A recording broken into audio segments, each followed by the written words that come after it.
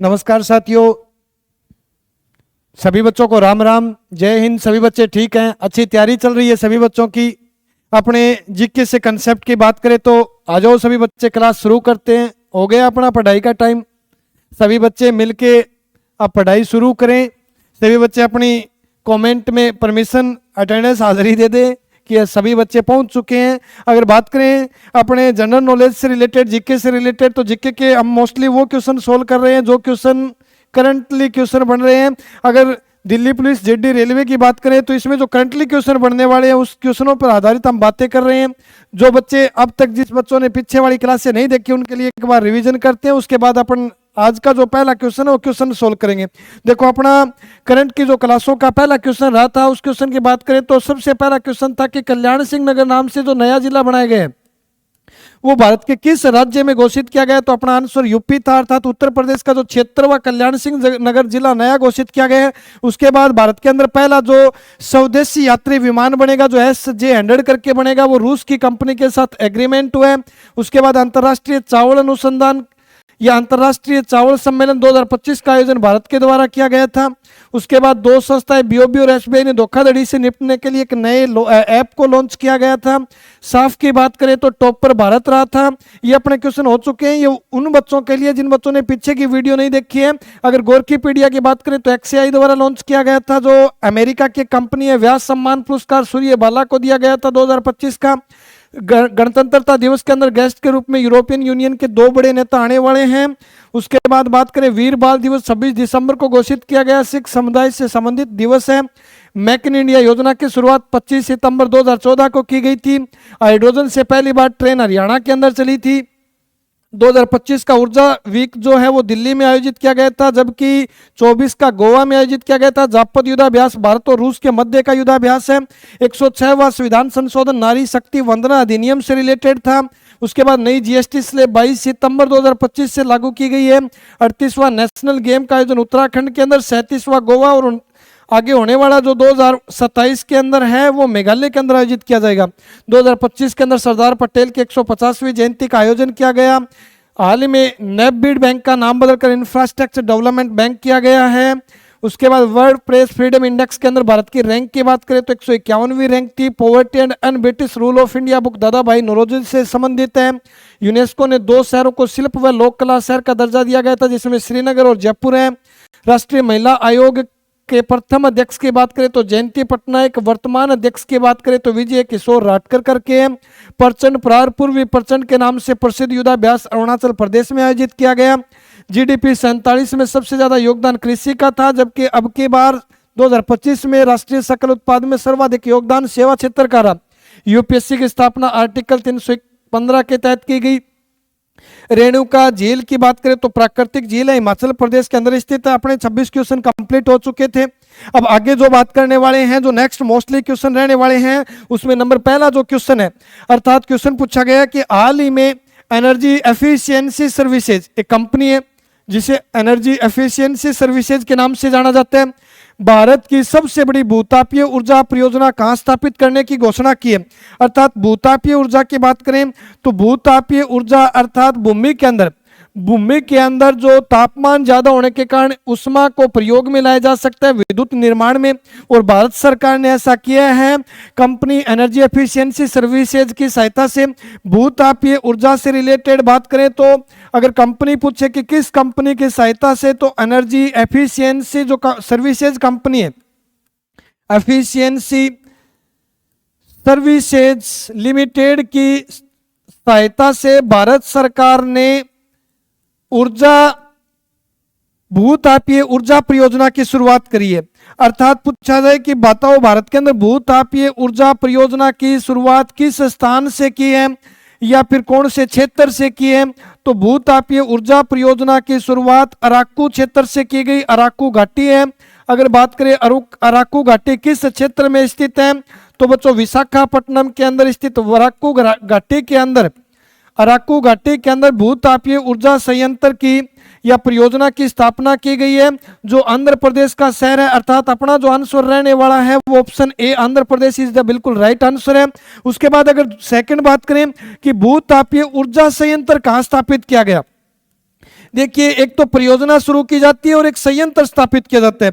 अगर भूतापीय ऊर्जा संयंत्र की बात करें तो ये जो स्थापना की गई है ये पुंगा घाटी, और ये पुंगा जो घाटी स्थित है ये लद्दाख क्षेत्र में स्थित है। अर्थात पुंगा घाटी लद्दाख से तो भूतापीय ऊर्जा संयंत्र स्थापित किया गया, जबकि भारत सरकार ने भूतापीय ऊर्जा परियोजना की जो शुरुआत की वो अराकू घाटी अर्थात विशाखापट्टनम आंध्र प्रदेश से की गई है।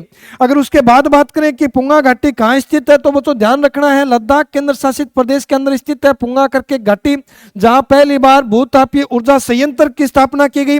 अगर पूछे किस कंपनी के माध्यम से यह संयंत्र स्थापित किया गया तो भारत के पेट्रोलियम सार्वजनिक कंपनी, यानी भारत की एकमात्र पेट्रोलियम उत्पादन सार्वजनिक जो कंपनी है उस कंपनी के माध्यम से, पेट्रोलियम सार्वजनिक कंपनी के माध्यम से, जिस कंपनी को ONGC के नाम से जाना जाता है, oil and natural gas corporation कहा जाता है, इस कंपनी की सहायता से भारत सरकार द्वारा भारत में प्रथम ऊर्जा संयंत्र लद्दाख क्षेत्र में स्थापित किया गया। अगर बात करें ONGC जो एक सार्वजनिक कंपनी है जिसकी स्थापना कब हुई तो 14 अगस्त 1956 में ONGC की स्थापना होती है, जिसका हेडक्वार्टर देहरादून उत्तराखंड के स्थित है, और देहरादून के अंदर इसका मुख्यालय स्थित है। भारत की एकमात्र पेट्रोलियम सार्वजनिक कंपनी में शामिल है ONGC करके। तो oil and natural gas corporation के द्वारा भारत में पहला भूतापीय ऊर्जा संयंत्र लद्दाख के पुंगा घाटी क्षेत्र में स्थापित किया गया। तो अपना जो आंसर है वो आंध्र प्रदेश बिल्कुल राइट आंसर है। उसके बाद नेक्स्ट क्वेश्चन की बात करें तो अपना 28 नंबर जो क्वेश्चन रहने वाला है वो हाल ही में स्पेस किड्स इंडिया, ये तमिलनाडु के चेन्नई शहर की कंपनी है। तो अगर पूछ ले स्पेस इंडिया किड्स कहाँ की कंपनी है तो बच्चों ध्यान रखना है स्पेस किड्स इंडिया जो कंपनी है ये चेन्नई में स्थित एक कंपनी है, अर्थात चेन्नई की कंपनी है, और इस स्पेस किड्स इंडिया कंपनी द्वारा भारत का पहला ईंधन आधारित रॉकेट न होकर इलेक्ट्रिक आधारित रॉकेट लॉन्च किया गया है। देखो रॉकेट की बात करें तो ज्यादातर भारत के अंदर ईंधन आधारित रॉकेट थे।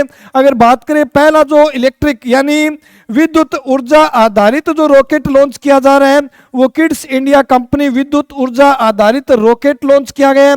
अगर बात करें इस रॉकेट को किस नाम से जाना गया तो इस रॉकेट को वायुपुत्र का नाम दिया गया। तो अगर पूछा जाए कि वायुपुत्र क्या है तो ईंधन आधारित रॉकेट न होकर ऊर्जा आधारित रॉकेट जो लॉन्च किया गया है वो वायुपुत्र के नाम से space kids India company Chennai के द्वारा स्थापित किया गया। देखो उसके साथ साथ 2-3 क्वेश्चन ऐसे भी बनते हैं कि भारत का प्रथम निजी रॉकेट कौन सा है। अगर पूछा जाए कि भारत का प्रथम निजी यानी प्राइवेट रॉकेट कौन सा लॉन्च किया गया तो अपना जो निजी रॉकेट लॉन्च किया गया है उसे विक्रम एस का नाम दिया गया है। यानी विक्रम एस क्या है तो बच्चों ध्यान रखना है पहला प्राइवेट भारत का रॉकेट है जिसे विक्रम एस का नाम दिया गया है। अपना जो नेक्स्ट क्वेश्चन है 29 नंबर क्वेश्चन, तो 29 नंबर क्वेश्चन है कि विश्व प्रसिद्ध खजुराहो महोत्सव का आयोजन 2025 के अंदर किस राज्य में किया गया। यानी एक प्रसिद्ध महोत्सव है जिसे खजुराहो महोत्सव के नाम से जाना जाता है। अगर बात करें खजुराहो महोत्सव जो है 2025, उस खजुराहो महोत्सव 2025 का आयोजन कौन से क्रम का था, अर्थात 2025 के अंदर जो खजुराहो महोत्सव का आयोजन किया गया ये आयोजन कौन से नंबर का रहने वाला है तो बच्चों ध्यान रखना है ये 51वें क्रम का आयोजन था जिसका आयोजन मध्य प्रदेश राज्य में किया गया। अर्थात जो खजुराहो महोत्सव 2025 का आयोजक शहर रहा था वो मध्य प्रदेश राज्य रहा था, जबकि ये 2025 के अंदर आयोजन होने वाला 51वां खजुराहो महोत्सव है जिसका आयोजक देश जो है वो आयोजक राज्य मध्य प्रदेश रहा। उसके बाद जो अपना नेक्स्ट क्वेश्चन है वो एक हिस्ट्री का अच्छा क्वेश्चन है। हिस्ट्री के कंसेप्ट भी साथ में देखो, अपना मेन पर्पज अपनी जो क्लास के अंदर जीएस से रिलेटेड उसमें currently political related question, geographical related question और उसके साथ साथ कुछ हिस्ट्री से रिलेटेड जो मोस्टली क्वेश्चन बनते हैं उन क्वेश्चनों के बारे में साथ साथ चर्चा करते चलेंगे। अगर बात करें कि भाई वेवेल योजना शिमला समझौता किस वर्ष हुआ, देखो अगर पूछा जाए कि अकेला शिमला समझौता से रिलेटेड क्वेश्चन आता है कि बताओ शिमला समझौता कब संपन्न हुआ तो बच्चों शिमला समझौता तो सन 1972 ईस्वी में हुआ था। यानी 1971 के भारत पाकिस्तान के युद्ध के बाद सन 1972 में भारत व पाकिस्तान के मध्य हिमाचल प्रदेश के शिमला शहर में एक समझौते को संपन्न किया गया था जिसे शिमला समझौता के नाम से जाना जाता है। लेकिन अगर पूछ ले वेवेल योजना शिमला समझौता किस वर्ष संपन्न हुआ, तो बच्चों इसका कंसेप्ट या इसका आंसर जो वो चेंज होने वाला है। अगर बात करें वेवेल योजना शिमला समझौता क्यों कहा जाता है, तो वेवेल योजना शिमला समझौता इसलिए नाम दिया गया क्योंकि वाइसराय वेवेल के टाइम में, वाइसराय वेवेल के टाइम में एक समझौता होता है जिसे वाइसराय वेवेल के समय में एक समझौता तय होता है जिसे वेवेल शिमला समझौता के नाम से जाना जाता है। अर्थात वेवेल योजना के समय या वेवेल समझौता के समय भारत के वाइसराय कौन थे, तो बच्चों ध्यान रखना है लॉर्ड वेवेल समझौते के तहत वाइसराय थे और वेवेल ने भारत के प्रसिद्ध नेताओं से मुलाकात की थी सन 1945 के अंदर। और 1945 की जो मुलाकात स्थान घोषित किया गया था वो शिमला शहर को घोषित किया गया था, जो वर्तमान हिमाचल प्रदेश राज्य का एक शहर है। और इसी समझौते को वेवेल योजना शिमला समझौता का नाम दिया गया। अर्थात अपना जो आंसर रहने वाला है वो ऑप्शन डी है, वेवेल योजना शिमला समझौता कब संपन्न हुआ। अब इस समझौते का मेन कारण क्या था, तो प्रसिद्ध नेताओं को बुलाया गया कि सांप्रदायिक, ये जो धार्मिक सांप्रदायिक हिंसा है इसके समाप्त होने के बाद, सांप्रदायिक हिंसा समाप्त होने के बाद भारत को स्वतंत्र किया जाएगा।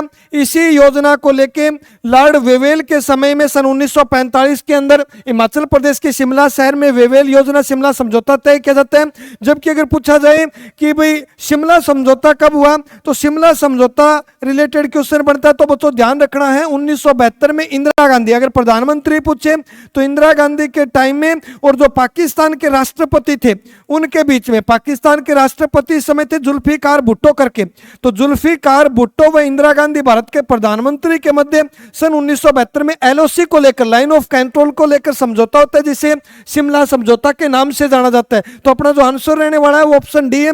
लेकिन बाकी ऑप्शन भी इंपॉर्टेंट, अगर 1913 की बात करें तो 1913 के अंदर गदर पार्टी की स्थापना होती है। हिस्ट्री से रिलेटेड मोस्ट क्वेश्चन की बात करें तो 1913 के अंदर एक पार्टी की स्थापना होती है जिसे गदर पार्टी का नाम दिया गया। अगर पूछा जाए गदर पार्टी जो इसकी स्थापना कब हुई, तो बच्चों अपना आंसर रहने वाला है 1913 के अंदर। अगर पूछ रहे कौन से स्थान पर गदर पार्टी की स्थापना की गई, तो सैन फ्रांसिस्को अमेरिका का शहर है और इसी सैन फ्रांसिस्को के अंदर अमेरिका के इस शहर के अंदर गदर पार्टी की स्थापना 1913 के अंदर। अगर पूछा जाए संस्थापक कौन कौन थे, लाला हरदयाल और मेहराब खां, अर्थात लाला हरदयाल और मेहराब खां के द्वारा सन 1913 के अंदर गदर पार्टी की स्थापना की जाती है सैन फ्रांसिस्को अमेरिका के शहर में। जबकि 1945 में वेवेल योजना शिमला समझौता संपन्न होता है। उसके बाद 1924 से रिलेटेड क्वेश्चन की बात करें तो गांधी जी ने कांग्रेस के अपने जीवन काल में, गांधी जी ने अपने जीवन काल में एक बार कांग्रेस की अध्यक्षता की थी और वो सन थी 1924। और अगर पूछा जाए कि 1924 का जो कांग्रेस का अधिवेशन हुआ था वो किस शहर में हुआ था, तो बेलगांव शहर है जो कर्नाटक राज्य का। अगर पूछा जाए कि भाई कांग्रेस के अध्यक्षता, गांधी जी ने कांग्रेस की कितनी बार अध्यक्षता की थी, तो अपने जीवन काल में गांधी जी ने कांग्रेस की एक ही बार लीडरशिप की थी, एक बार अध्यक्षता की थी। अगर पूछा जाए कौन सी वर्ष में गांधी जी ने कांग्रेस की अध्यक्षता की, तो 1924 का अधिवेशन, हर साल वार्षिक होने वाला अधिवेशन। कांग्रेस की स्थापना की बात करें तो 28 दिसंबर 1885 को मुंबई के गोकुलदास तेजपाल संस्कृत महाविद्यालय के अंदर कांग्रेस की स्थापना की जाती है। अगर रही बात कांग्रेस की स्थापना का उद्देश्य क्या था, तो स्वतंत्रता लेना ही, यानी एक दल बनाया गया, स्वतंत्रता मेन उद्देश्य था, स्वतंत्रता प्राप्ति, इसी के लिए कांग्रेस की स्थापना की जाती है। लेकिन हर साल वार्षिक जो सम्मेलन होता था उसके 1924 के सम्मेलन की अध्यक्षता करने वाले महात्मा गांधी थे, जिन्होंने अपने जीवन में एक ही बार कांग्रेस की अध्यक्षता की थी। जबकि यह अधिवेशन जो हुआ था वो कर्नाटक के बेलगांव शहर में स्थित सम्मेलन बुलाया गया था। अगर 1947 की बात करें तो 1947 के माउंटबेटन योजना के तहत भारत को स्वतंत्रता मिली। यहाँ से भी कई इंपॉर्टेंट क्वेश्चन बढ़ते हैं। अगर पूछे कि भारत को स्वतंत्रता जो दी गई थी वो किस योजना के तहत दी गई थी, तो भारत को जो स्वतंत्रता मिलने वाली थी वो माउंटबेटन योजना के तहत सन 1947 में भारत को स्वतंत्र राज्य या स्वतंत्र देश घोषित किया गया था। तो वेवेल योजना शिमला समझौता सन 1945 का था। उसके बाद जो नेक्स्ट क्वेश्चन की बात करें, देखो आज के टाइम में सेंटर का पॉलिटिकल कम पूछा जाता है, स्टेट से रिलेटेड ज्यादा क्वेश्चन बढ़ने लग गए। विधानसभा से रिलेटेड है, मुख्यमंत्री राज्यपाल से रिलेटेड है। ये जो कंसेप्ट है यहाँ से बहुत ज्यादा क्वेश्चन सेंटर के एग्जाम में पूछे जाते हैं। तो एक जो ये क्वेश्चन लेके आया हूं मैं आपके लिए पॉलिटिकल का, वो विधानसभा से रिलेटेड लेके आया हूं। और विधानसभा जो है उससे कुछ आर्टिकल है, वो अपने को आर्टिकल रिवाइज करने, आर्टिकल ध्यान रखने हैं। अगर विधानसभा की बात करें तो विधानसभा से related article number 157 very very important है। उसके बाद बात करें तो आर्टिकल 172 भी विधानसभा से रिलेटेड है। यहाँ से जो मेनली आर्टिकल, उन आर्टिकल की बात करें, उसके बाद आर्टिकल नंबर 333 भी वेरी वेरी इंपॉर्टेंट है, 333 भी इंपॉर्टेंट है। उसके बाद और आर्टिकल की बात करें तो अनुच्छेद 177 वेरी वेरी इंपॉर्टेंट है, या फिर आर्टिकल 178 भी इंपॉर्टेंट है। देखो विधानसभा से रिलेटेड क्वेश्चन बनता है तो ये 5-7 आर्टिकल अपने को रिवाइज करते हुए चलना। और विधानसभा अध्यक्ष का जो चुनाव होता है उसमें कौन कौन भाग लेते हैं, अपना ये मेनली क्वेश्चन है। लेकिन अगर आर्टिकल की बात करें तो सबसे पहले जो आर्टिकल 170 है उसके अंदर विधानसभा का उल्लेख है, यानी प्रत्येक राज्य में, हर राज्य के अंदर प्रत्येक राज्य में एक विधानसभा होगी। ये बात भारतीय संविधान के अनुच्छेद 170 में लिखी हुई है। उसके बाद बात करें विधानसभा का जो कार्यकाल है वो कार्यकाल 5 वर्ष का होगा, ये बात आर्टिकल 172 के अंदर लिखी है। उसके बाद आर्टिकल 333 की बात करें तो आर्टिकल 333 के अंदर हर राज्य में स्थापित विधानसभा, यानी हर स्टेट के अंदर बनी विधानसभा, हर राज्य में स्थापित विधानसभा सदस्यों द्वारा या विधानसभा में चयनित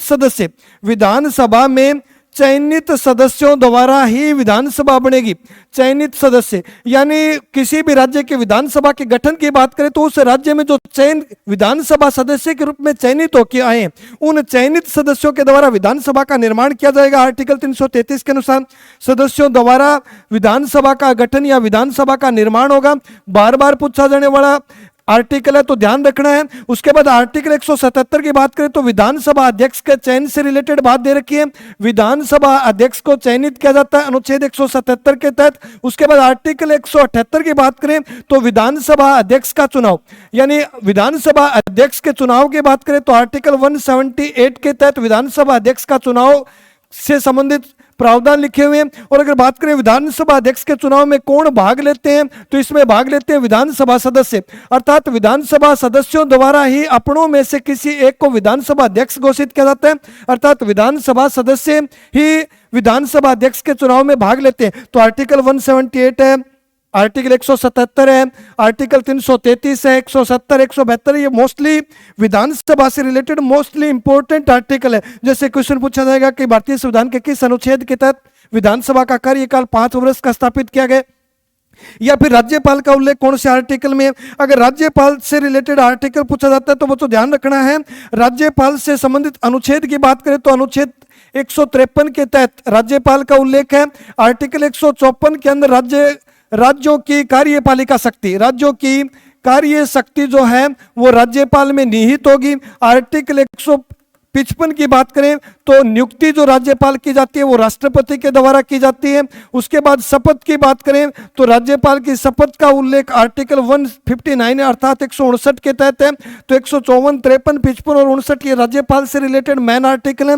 उसके बाद सीएम से रिलेटेड बात करें तो अनुच्छेद 164 के तहत, अनुच्छेद 164 के तहत मुख्यमंत्री का उल्लेख है। अगर बात करें मुख्यमंत्री का चुनाव लड़ने के लिए मिनिमम जो एज है, न्यूनतम जो आयु है वो कितनी निर्धारित कर रखी है, तो बच्चों ध्यान रखना है 25 वर्ष मिनिमम एज है मुख्यमंत्री का चुनाव लड़ने के लिए।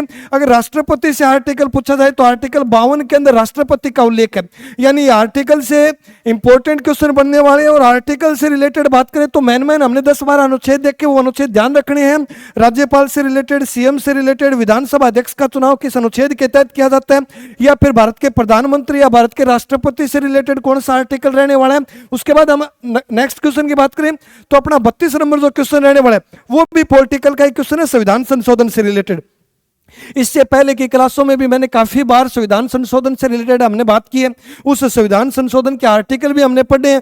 368 के अंदर भाग 20 के अंदर संविधान संशोधन की प्रक्रिया अपनाई गई है। साउथ अफ्रीका के संविधान से लिया गया ये भाग है जिसे संविधान संशोधन की प्रक्रिया कहा जाता है। 51 में पहला संविधान संशोधन हुआ, फिर हमने नारी शक्ति वंदना अधिनियम पढ़ा। उसके बाद आज जो संविधान संशोधन है उस संविधान संशोधन में बोल रखा है कि जो सिक्किम को राज्य का दर्जा दिया गया, यानी सिक्किम जो है वो भारत का 22वां राज्य घोषित किया गया था। था। तो अगर पूछ ले भारत का 22वां राज्य कौन सा बना, तो भारत का जो 22वां राज्य बना था वो सिक्किम राज्य बना था। अगर पूछे कब की बात है, यानी कब सिक्किम को भारत का राज्य केंद्र शासित प्रदेश से राज्यों की श्रेणी में शामिल किया गया, तो 1975 के अंदर 22वां राज्य जो भारत का घोषित किया गया था वो सिक्किम स्टेट घोषित किया गया था।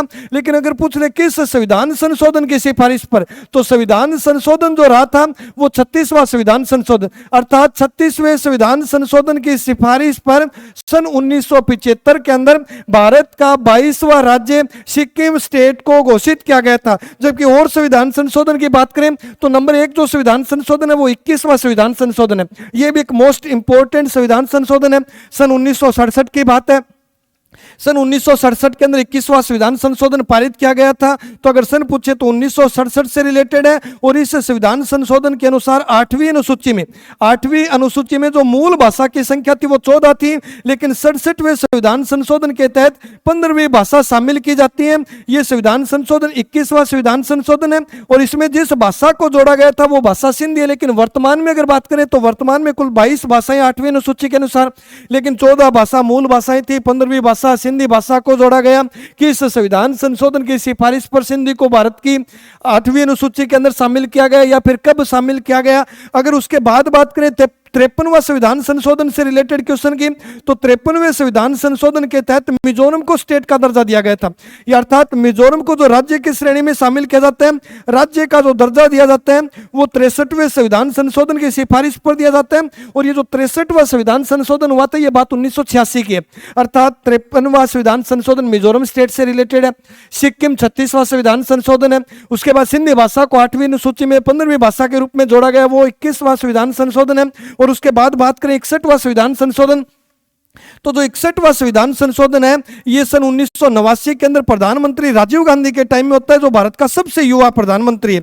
भारत के सबसे युवा प्रधानमंत्री राजीव गांधी के टाइम में 61वां संविधान संशोधन किया गया सन 1989 में। और इसमें फैसला लिया गया था कि मतदान करने की अर्थात वोट डालने की जो उम्र है वो 21 वर्ष से घटाकर 18 वर्ष कर दी गई है। अर्थात जो मतदान की आयु है वो 21 वर्ष से घटाकर 18 वर्ष की गई। किस संविधान संशोधन की सिफारिश पर, तो 61वां संविधान संशोधन सन 1989 के अंदर राजीव गांधी की सरकार में जो देश के सबसे युवा प्रधानमंत्री थे उन्होंने फैसला लिया कि जो विधानसभा और लोकसभा चुनाव है उसके अंदर मिनिमम जो एज रहेगी, मिनिमम जो एज का क्राइटेरिया रखा गया चुनाव के अंदर वो 21 वर्ष से घटाकर 18 वर्ष कर दिया गया। अर्थात 1967 से 1989 से पहले 1989 से पहले भारत के अंदर चुनाव में भाग लेने की जो मिनिमम एज थी वो 21 साल थी। लेकिन इस संविधान संशोधन की सिफारिश पर इसे घटाकर राजीव गांधी ने 18 वर्ष कर दिया था। उसके बाद नेक्स्ट जो क्वेश्चन है संथाल मुंडा उराव जनजाति एसटी से, देखो दो क्वेश्चन से तो एसटी से बार बार रिपीट हो रहे हैं। अगर क्वेश्चन की बात करें लोकसभा चुनाव की,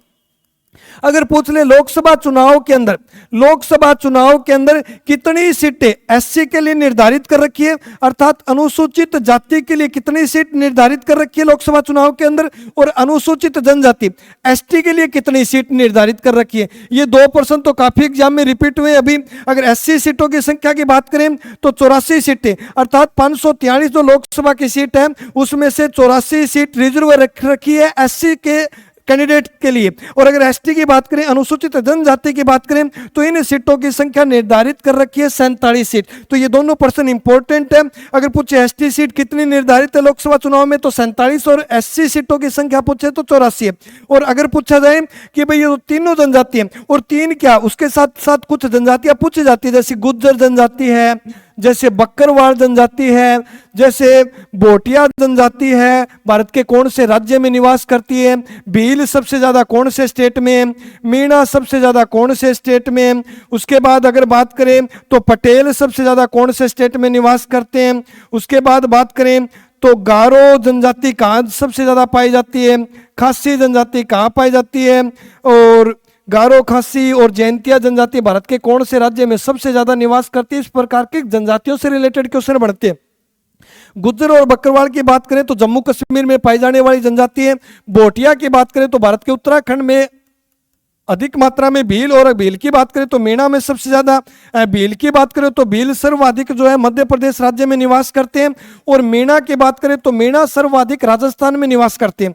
लेकिन अगर बात आए पटेल की तो पटेल सर्वाधिक गुजरात राज्य में पाए जाते हैं। गारो खासी जयंतिया की बात करें तो मेघालय में एक बहुल्य क्षेत्र में पाई जाने वाली जनजाति है जो गारो खासी और जयंतियों के नाम से जानी जाती है। अगर कुकी और मैतेई की बात करें तो कुकी और मैतेई करके जनजाति सबसे ज्यादा मणिपुर में निवास करती है, अर्थात मणिपुर में पाई जाने वाली जनजाति है कुकी और मैतेई करके। जबकि सिम्मा जनजाति की बात करें तो सिम्मा जनजाति भारत के असम राज्य में निवास करती है। अर्थात अपने भारत के अंदर जो जनजातियों का बहुल्य क्षेत्र है वहां से रिलेटेड काफी क्वेश्चन पूछे जाते हैं। तो ये मुख्य वो जनजातियां जो भारत के जिस राज्य में बहुल मात्रा में या ज्यादा संख्या में पाई जाने वाली जनजाति है। संथाल, मुंडा और उरांव की बात करें तो भारत के झारखंड राज्य में निवास करने वाली एक जनजातियों का समूह है जिसे संथाल, मुंडा या फिर उरांव के नाम से जानते हैं। उसके बाद नेक्स्ट क्वेश्चन की बात करें तो अपना जो अगला 34वां क्वेश्चन है वो क्वेश्चन रहने वाला है 30वां संयुक्त राष्ट्र जलवायु परिवर्तन सम्मेलन जिसे कोप के नाम से जानते हैं, कॉन्फ्रेंस ऑफ पार्टीज, कि किस देश के द्वारा शुरू किया गया। यानी कोप 30 की जो बैठक हुई वो विश्व के किस शहर या किस देश के अंदर हुई।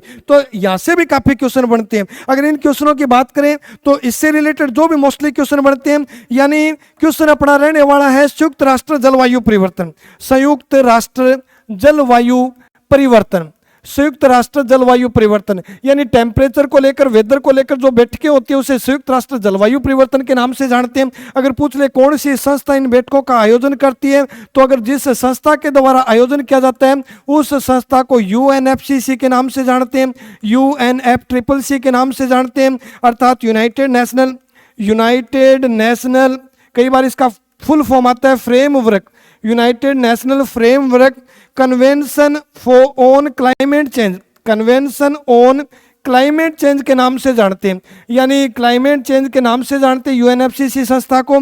अगर इसके हेडक्वार्टर की बात करें तो इसका मुख्यालय वोन के अंदर है और वोन जर्मनी का शहर है। अगर बात करें कि इसके अंदर कुल कितने देश हैं तो बच्चों इस संस्था के अंदर शामिल 198 देश हैं, और इस संस्था की स्थापना की बात आए तो सन 1992 में स्थापना हुई थी और उसी समय इसके अंदर कुल 198 देश शामिल किए गए थे। यानी UNFCCC से रिलेटेड क्वेश्चन बनता है। तो बच्चों ये 5-7 क्वेश्चन इंपॉर्टेंट क्वेश्चन है। उसके बाद UNFCCC की जो स्थापना होती है वो किस सम्मेलन की सिफारिश पर होती है तो इसकी स्थापना पृथ्वी शिखर सम्मेलन, यानी पृथ्वी शिखर सम्मेलन 1992 के तहत, पृथ्वी शिखर सम्मेलन 1992 के तहत UNFCCC की स्थापना की गई।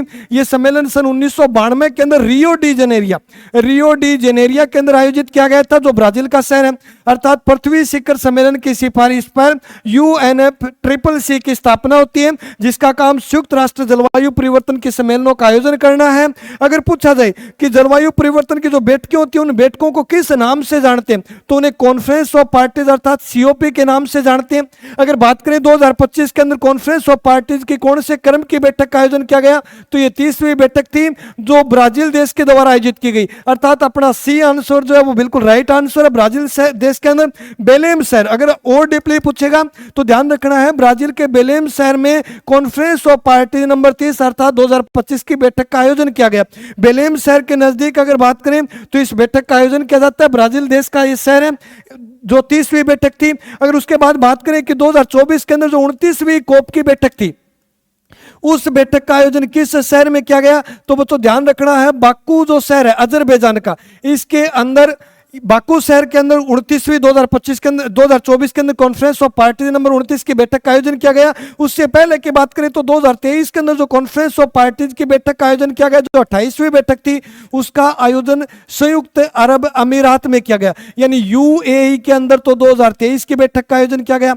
2024 की जो कॉन्फ्रेंस ऑफ पार्टीज के नाम से बैठक जलवायु परिवर्तन सम्मेलन की जो बैठक है उसका आयोजन बाकू अजरबैजान के अंदर किया गया। लेकिन अगर बात करें 30वीं जो हाल ही में एक बैठक का आयोजन किया जाता है जो नवंबर के महीने में 21 तारीख तक चलने वाली बैठक है उसे कॉन्फ्रेंस ऑफ पार्टीज 30वीं बैठक का आयोजन ब्राजील के बेलेम शहर में अमेजन वर्षा वन के नजदीक, अर्थात अमेजन जो वर्षा वन क्षेत्र है उस अमेजन वर्षा वन क्षेत्र के समीप बेलेम शहर स्थित है और इसी शहर में कॉन्फ्रेंस ऑफ पार्टीज या जिसे COP के नाम से जानते हैं उसकी 30वीं बैठक का आयोजन किया जा रहा है। अमेजन वर्षा वन जिसे पृथ्वी का फेफड़ा कहा जाता है।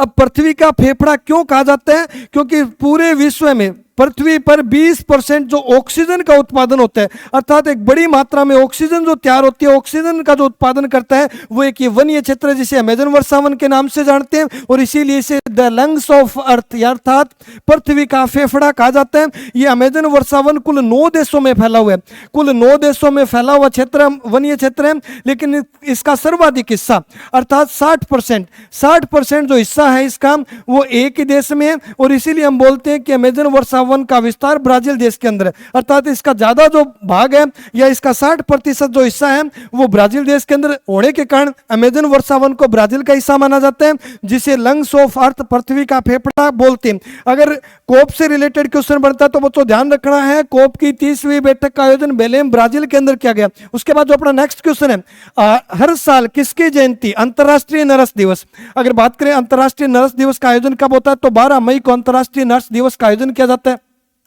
अगर बात करें इस अंतर्राष्ट्रीय नर्स दिवस की शुरुआत कब हुई तो शुरुआत हुई थी 1974 के अंदर।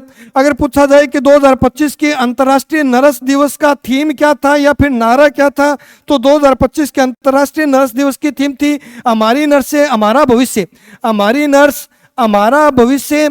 2025 के नर्स दिवस का नारा था अर्थात थीम थी, और 2025 के जो नर्स दिवस है उसका आयोजन किया गया था हमारी नर्स हमारा भविष्य नारे के साथ।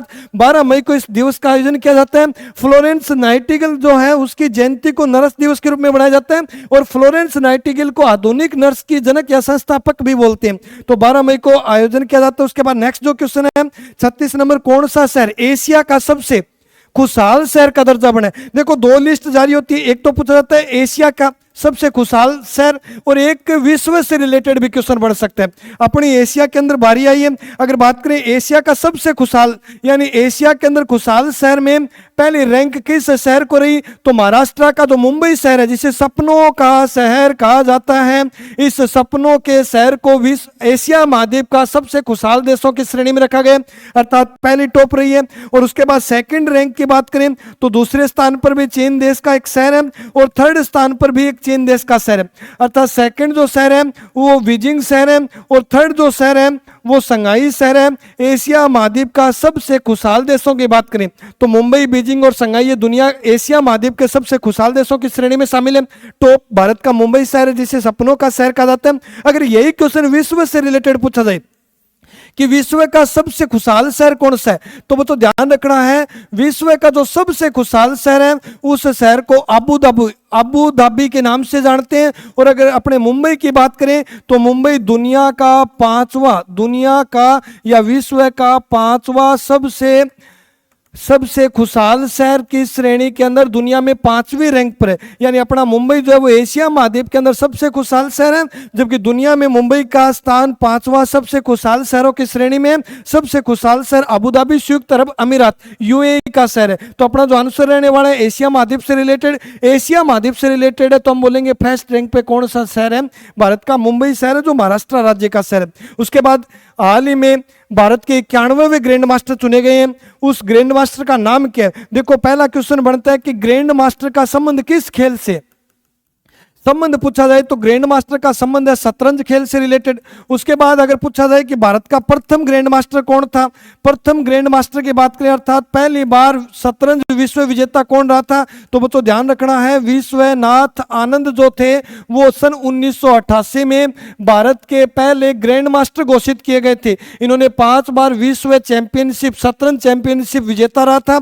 उसके बाद बात करें प्रथम महिला ग्रैंड मास्टर कौन है तो प्रथम महिला की बात करें तो भारत को मिलने वाली पहली महिला ग्रैंड मास्टर 2001 में मिली थी जिसे सुब्बाराम विजय लक्ष्मी का नाम दिया गया। सुब्बाराम विजय लक्ष्मी जो है वो भारत की पहली महिला ग्रैंड मास्टर है जिसे 2001 में अर्जुन पुरस्कार से भी सम्मानित किया गया। अर्थात खेल क्षेत्र में दिया जाने वाला अर्जुन पुरस्कार जो है वो सुब्बाराम विजय लक्ष्मी को सन 2001 ईस्वी में दिया गया। लेकिन अगर पूछ ले सबसे कम आयु की पहली महिला ग्रैंड मास्टर बताओ तो कम आयु की महिला ग्रैंड मास्टर का दर्जा जो दिया था वो कोलेरू हम्पी को दिया गया था। यानी कोलेरू हम्पी जो है वो भारत की सबसे युवा महिला ग्रैंड मास्टर का खिताब जीतने वाली है। दिव्या देशमुख की बात करें तो ये भारत के 88वीं ग्रैंड मास्टर है। और जो राहुल वीएस भारत के 91वें ग्रैंड मास्टर है जिनका जन्म चेन्नई तमिलनाडु के अंदर हुआ। चेन्नई तमिलनाडु के अंदर जन्म हुआ और एशियन शतरंज चैंपियनशिप, व्यक्तिगत चैंपियनशिप जो फिलीपींस की गवर्नमेंट के द्वारा किया गया था, उसका आयोजन के अंदर जो वर्ल्ड के अंदर फर्स्ट पे आया था वो राहुल वीएस है। और इसीलिए भारत को प्राप्त होने वाला, भारत को मिलने वाला कोहिनूर 91वां ग्रैंड मास्टर घोषित किया गया। तो शतरंज और ग्रैंड मास्टर से रिलेटेड क्वेश्चन की बात करें तो इंपॉर्टेंट क्वेश्चन है। उसके बाद हिस्ट्री से रिलेटेड क्वेश्चन है, औरंगजेब से रिलेटेड। देखो मुगल शासक हुआ था औरंगजेब। औरंगजेब की बात करें तो औरंगजेब को बोलते हैं जिंदा पीर। अगर पूछ ले जिंदा पीर के नाम से किसे जाना जाता है, इतिहास में औरंगजेब को जाना जाता है। अगर बात करें औरंगजेब का शासनकाल तो 1608 से लेकर 1757, 49 वर्षों का शासनकाल था। अगर निर्माण की बात करें तो औरंगजेब ने बीबी का मकबरा बनवाया था। बीबी का मकबरा जो है औरंगाबाद महाराष्ट्र के अंदर स्थित है, लेकिन औरंगाबाद का वर्तमान में नाम बदलकर संभाजी नगर कर दिया गया। तो ध्यान रखना है, औरंगाबाद को वर्तमान में संभाजी नगर के नाम से जानते हैं। और इसी संभाजी नगर में बीबी के मकबरे का जो निर्माण करवाया था वो औरंगजेब के द्वारा करवाया गया था, जिसे दक्कन का ताजमहल कहा जाता है या फिर ताजमहल की बद्दी नकल के नाम से भी जानते हैं। दक्कन का ताजमहल या ताजमहल की बद्दी नकल किसे कहा जाता है तो बीबी के मकबरे को कहा जाता है, जो औरंगाबाद महाराष्ट्र में। और निर्माण की बात करें तो दिल्ली में जो लाल किला है, उस लाल किले में स्थित जो मोती मस्जिद है, उस मोती मस्जिद का निर्माता पूछा जाए तो भी मोती मस्जिद का निर्माता भी औरंगजेब को कहा जाता है। यानी 49 वर्ष तक भारत की धरती पर राज करने वाला मुगल शासक औरंगजेब जो है, उसने बीबी का मकबरा औरंगाबाद महाराष्ट्र में और दिल्ली में स्थित लाल किले में जो मोती मस्जिद का निर्माण करवाया था वो भी औरंगजेब के द्वारा करवाया गया था। और अधिक टैक्स यानी भू राजस्व कर बढ़ाने की वजह से भारत के अंदर औरंगजेब के खिलाफ विद्रोह हुआ था। वो विद्रोह किसके द्वारा हुआ था तो जाट और सतनामी संप्रदाय के द्वारा विद्रोह किया जाता है। जाट विद्रोह की शुरुआत की बात करें तो यह विद्रोह मेरठ से शुरू होता है, और सतनामी विद्रोह की बात करें तो नारनौल से इस विद्रोह की शुरुआत होती है। लेकिन यह विद्रोह जो है ये औरंगजेब के खिलाफ विद्रोह थे। तो जाट और सतनामी संप्रदाय के द्वारा भू राजस्व कर बढ़ाने की वजह से औरंगजेब के खिलाफ दो बड़े सनातनी व्यक्तियों ने इस विद्रोह को लड़ा था, जाट और सतनामी संप्रदाय से रिलेटेड। उसके बाद नेक्स्ट क्वेश्चन की बात करें तो मासिक धर्म के लिए स्वेतन अवकाश प्रदान करने वाला भारत का पहला राज्य कौन सा है। यानी महिलाओं से संबंधित अगर इस टाइम जोन की बात करें तो इस टाइम जोन के अंदर जो महिलाओं को, सरकारी कर्मचारियों को छुट्टी जो प्रदान की गई है वो किस स्टेट के द्वारा की गई है तो बच्चों आंसर रहने वाला है बिहार राज्य। और आज बिहार राज्य की बात करें तो विधानसभा चुनाव के रिजल्ट परिणाम घोषित कर दिए गए हैं। विधानसभा चुनाव की 243 सीटों पर 2 चरणों के अंदर चुनाव का आयोजन किया गया था। इसी बिहार राज्य के अंदर स्वेतन अवकाश प्रदान करने के लिए मासिक धर्म के दौरान स्वेतन अवकाश प्रदान किया गया महिलाओं की सशक्तिकरण को देखते हुए। तो ध्यान रखना है, ये बिहार राज्य का फैसला है। उसके बाद नेक्स्ट क्वेश्चन की बात करें, भारतीय बाल कल्याण परिषद द्वारा राष्ट्रीय वीरता पुरस्कार किस वर्ष शुरू किया गया। देखो बाल कल्याण यानी एक परिषद है जिसे भारतीय बाल कल्याण परिषद के नाम से जानते हैं। इस परिषद के द्वारा 1957 के अंदर एक पुरस्कार की शुरुआत की गई, जिस पुरस्कार को राष्ट्रीय वीरता पुरस्कार का नाम दिया गया। छोटे बच्चों को प्रदान करने वाला यह पुरस्कार है। 26 जनवरी के दिन इस पुरस्कार की घोषणा की जाती है। 2025 के अंदर 35 बच्चों को इस पुरस्कार से सम्मानित किया गया। अर्थात इस पुरस्कार की जो शुरुआत हुई थी वो 1957 है। भारतीय बाल कल्याण परिषद के द्वारा इस पुरस्कार की शुरुआत की गई। हिस्ट्री से रिलेटेड नालंदा विश्वविद्यालय जो भारत का सबसे प्राचीन विश्वविद्यालय, भारत का सबसे प्राचीन विश्वविद्यालय, इस भारत के सबसे प्राचीन विश्वविद्यालय की बात करें तो ये विश्व का प्रथम आवासीय विश्वविद्यालय यानी यूनिवर्सिटी के द्वारा अगर हॉस्टल की सुविधा सबसे पहले किसी यूनिवर्सिटी के द्वारा की गई थी तो वो अपने भारत के अंदर किस स्थान पर स्थित विश्वविद्यालय है तो नालंदा विश्वविद्यालय राजगीर जगह पर स्थित है जो बिहार का शहर है। और अगर पूछ ले इसका निर्माण कौन सी शताब्दी में हुआ तो 5वीं शताब्दी में निर्मित जो विश्वविद्यालय है उस विश्वविद्यालय की स्थापना गुप्त वंश के शासक और कुमार गुप्त के द्वारा निर्माण किया गया था। अर्थात गुप्त वंश के शासक कुमार गुप्त ने भारत की सबसे पहला विश्वविद्यालय नालंदा विश्वविद्यालय जो राजगीर बिहार के अंदर स्थापित किया गया था। इसी नालंदा विश्वविद्यालय पर 12वीं शताब्दी में एक तुर्की साम्राज्य का आक्रमणकारी जिसे बख्तियार खिलजी के नाम से जानते हैं, इस बख्तियार खिलजी का आक्रमण भी रहा था। तो बच्चों ये ध्यान रखना है, अगर पूछ रहे नालंदा यूनिवर्सिटी पर बख्तियार खिलजी का आक्रमण कब रहा या फिर किस विदेशी के द्वारा नालंदा यूनिवर्सिटी पर आक्रमण किया गया था, तो ध्यान रखना है बख्तियार खिलजी करके धर्मपाल जो है उसे पाल वंश का संस्थापक कहा जाता है। पाल वंश का संस्थापक पूछे तो धर्मपाल ध्यान रखना है। अगर पूछे गुप्त वंश का संस्थापक किसे कहा जाता है, तो गुप्त वंश का जो संस्थापक है वो श्रीगुप्त है। तो ये कंसेप्ट ध्यान रखने हैं। मौर्य और गुप्त से रिलेटेड काफी क्वेश्चन बार बार रिपीट हो रहे हैं सेंटर के एग्जाम में, और इन्हीं मौर्य वंशों से रिलेटेड हमने भी पीछे बात की थी। और आज जो अपना गुप्त वंश से रिलेटेड क्वेश्चन है, संस्थापक श्रीगुप्त है, पाल वंश के संस्थापक धर्मपाल है। समुद्रगुप्त की बात करें तो समुद्रगुप्त को भारत का नेपोलियन कहा जाता है। भारत का नेपोलियन किसे कहा जाता है, तो ध्यान रखना है समुद्रगुप्त। और ये वीणा वादक थे, यानी वीणा वादक, वीणा बजाने में निपुण शासक थे। अगर पूछे गुप्त वंश के कौन से शासक को वीणा वादक कहा जाता है, तो समुद्रगुप्त ध्यान रखना है। जबकि अगर पूछा जाए कि किस मुगल शासक को वीणा वादक कहा जाता है, तो औरंगजेब को जो है वो वीणा वादक के रूप, मुगल पूछे तो औरंगजेब ध्यान रखना, और गुप्त वंश का शासक पूछे तो समुद्रगुप्त ध्यान रखना है। उसके बाद हम नेक्स्ट क्वेश्चन की बात करें तो हाल ही में भारत और किस देश के बीच हनोई शहर, अगर पूछे कौन से देश का है, तो हनोई जो शहर है वो वियतनाम देश का है। और इसी वियतनाम के हनोई शहर के अंदर जो विनबैक्स नाम से एक युद्धाभ्यास का आयोजन किया गया, और इस विनबैक्स का संस्करण पूछे 2025 के अंदर कौन सा संस्करण रहा, तो ये संस्करण नंबर 6 है, यानी छठा संस्करण जो है वो हनोई वियतनाम में भारत और वियतनाम की मिलिट्री के बीच हुआ एक द्विपक्षीय युद्धाभ्यास है। तो अपना आंसर वियतनाम रहने वाला है। जबकि इसी का 5वां संस्करण यानी पिछले साल 2024 का आयोजन कहाँ हुआ, अगर ये क्वेश्चन बनता है तो अपने अंबाला शहर के अंदर 2024 का आयोजन अर्थात 5वां विनबैक्स संस्करण का आयोजन किया गया था। अगर छठा पूछे तो वियतनाम का हनोई शहर, और 5वां पूछे तो अंबाला शहर के अंदर विनबैक्स के संस्करण का आयोजन किया गया था। परिणीय शिव तांडव नृत्य किस राज्य का प्रमुख नृत्य है? देखो, भगवान शिव को खुश करने के लिए या फिर भगवान शिव के सम्मान में एक नृत्य का आयोजन किया जाता है, जिसे परिणीय शिव तांडव नृत्य कहा जाता है। जैसे नृत्यों से रिलेटेड काफी क्वेश्चन पूछे जाते हैं। अगर पूछा जाए लावणी कहाँ का नृत्य है, जैसे क्वेश्चन रहने वाले हैं लावणी कहाँ का नृत्य है, यक्ष गान कहाँ का नृत्य है, नौटंकी कहाँ का नृत्य है, रासलीला कहाँ का नृत्य है, उसके बाद घुम्मर कहाँ का नृत्य है। ऐसे नृत्यों से रिलेटेड क्वेश्चन बनते हैं। लावणी महाराष्ट्र है, यक्षगान नृत्य की बात करें तो कर्नाटक से, नौटंकी यूपी से, रासलीला यूपी से, घुम्मर की बात करें तो राजस्थान का है। जैसे डफ नृत्य की बात करें तो राजस्थान का नृत्य है। तो इन नृत्यों से रिलेटेड क्वेश्चन बना है। परिणीय शिव तांडव नृत्य किस राज्य से संबंधित है? भगवान शिव को खुश करने के लिए तेलंगाना राज्य में जो नृत्य किया जाता है उसे परिणीय शिव तांडव नृत्य के नाम से जाना जाता है। तेलंगाना में इस नृत्य के अवशेष की बात करें तो इसका जो अवशेष प्राप्त हुआ था वो एक मंदिर में प्राप्त हुआ था, जिस मंदिर का नाम है रामप्पा मंदिर। इसी रामप्पा मंदिर को काकते रुदेश्वर मंदिर भी कहा जाता है, यानी काकते रुदेश्वर मंदिर बोल दो या फिर रामप्पा मंदिर या फिर 1000, यानी इसी मंदिर को कहा जाता है 1000 खंभों वाला मंदिर। 1000 खंभों वाला मंदिर पूछे तो भी रामप्पा मंदिर है जो तेलंगाना राज्य में है, और इसी मंदिर से प्राचीन अवशेष हुए परिणीय शिव तांडव नृत्य के, यानी संबंध हो गया कौन से स्टेट से? संबंध हो गया भारत के तेलंगाना राज्य से। और इसी रामप्पा मंदिर को यूनेस्को की विश्व धरोहर सूची में शामिल किया गया है सन 2021 के अंदर।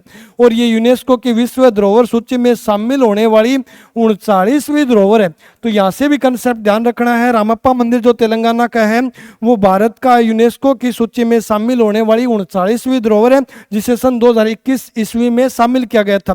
उसके बाद देखो, अगर बिजनेस की बात करें, इंडस्ट्री की बात करें, उद्योग से रिलेटेड क्वेश्चन की बात करें तो उद्योग से अपना क्वेश्चन है भारत की पहली चीनी मिल जो बेतिया में स्थापित की गई, जो बिहार का शहर, वो किस वर्ष से स्थापित की गई? तो अपना आंसर रहने वाला है 1840। देखो, कई बार क्वेश्चन बनता है कि बताओ कौन सा उद्योग कृषि आधारित उद्योग है। कृषि आधारित उद्योग का मतलब हुआ ऐसी कोई इंडस्ट्री जो कृषि पर डिपेंड है। जैसे हम बोल सकते हैं चीनी उद्योग हो गया, जैसे हम बोल सकते हैं सूती वस्त्र उद्योग हो गया, जैसे हम बोल सकते हैं कागज उद्योग हो गया, जैसे हम बोल सकते हैं वनस्पति घी उद्योग है, शराब उद्योग है। ये वो इंडस्ट्री है, ये वो उद्योग है जो कृषि आधारित उद्योग है। और भारत में पहली चीनी मिल जो लगी थी वो बेतिया बिहार में 1840 के अंदर लगी थी। आज अगर चीनी के कारखाने की बात करें तो सबसे ज्यादा जो सबसे प्रसिद्ध चीनी का कारखाना है वो देवरिया के अंदर, और ये देवरिया जो स्थान है ये उत्तर प्रदेश का शहर है। लेकिन उसके साथ साथ दक्षिण भारत की बात करें तो दक्षिण भारत में अच्छे चीनी के कारखाने भारत के तमिलनाडु राज्य में, यानी दक्षिण भारत में तमिलनाडु के अंदर चीनी के अच्छे कारखाने हैं। देवरिया यूपी का कारखाना चीनी का प्रसिद्ध भारत का कारखाना है।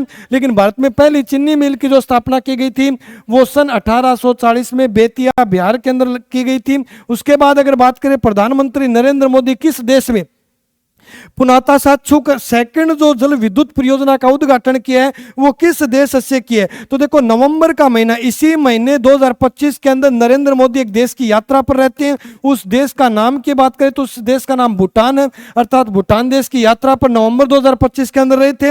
और भूटान के अंदर नरेंद्र मोदी जल विद्युत परियोजना का शिलान्यास करके आए थे। लेकिन अगर पूछा जाए मोदी पहली बार जो प्रधानमंत्री बना था, यानी अपने देश के प्रधानमंत्री श्रीमान नरेंद्र जी मोदी जो देश के पहले प्रधानमंत्री 2014 के अंदर, उस समय पहला जो विदेशी दौरा किया था, यानी पहली बार विदेशी दौरा किस देश का किया था मोदी ने, तो भी आंसर भूटान रहने वाला है। पहली बार देश के पहले लोकसभा जो 2014 का चुनाव में जो प्रधानमंत्री नरेंद्र मोदी अपने कार्यकाल का पहला चरण कर रहे थे उस 2014 के चुनाव में, या फिर देश का प्रधानमंत्री पहली बार जो प्रधानमंत्री नरेंद्र मोदी बने थे तब उन्होंने कहाँ का दौरा किया था, तो आंसर भूटान है।